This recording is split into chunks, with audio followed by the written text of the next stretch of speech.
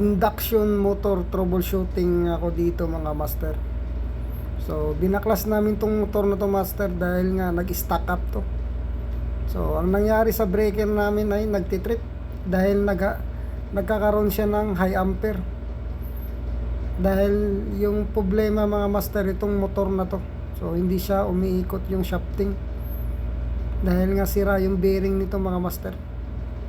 Pero yung winding ng motor nito ay okay pa. So hindi siya nasusunog dahil may tamang set point yung breaker nito. So dito sa HMI mga master, ito yung alarm niya, hopper roller. Yan. So nakaraming trip na rin pala to. Ibig sabihin to reset to ng operator. So nakailang reset sila siguro dito dahil nga maraming alarm dito sa HMI. So ang ginawa ko dito master ay nagpalit kami ng bagong motor dahil nga meron naman kaming spare nito, kaya ito ang kinakabit ko mga master. So itong motor na to ay 0.18 kilowatts to. So yung maximum ampere lang nito ay 0.70 ampere.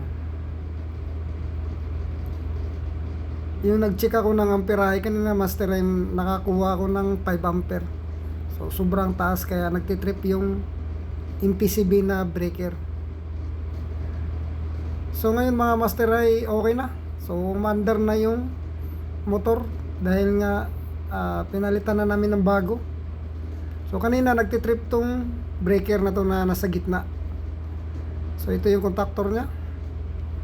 Tapos ngayon mga master ay i-check ko yung amperahe ng motor, kung okay ba yung amperahe nya, kung yung motor lang ba talaga ang may problema.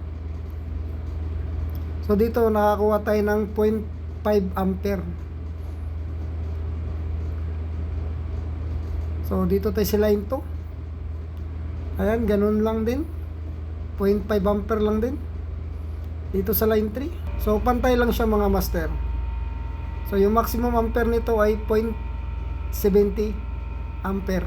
So ibig sabihin talagang yung motor lang talaga ang problema. So dito pala sa overload setting niya ay 0.70 ampere lang talaga siya.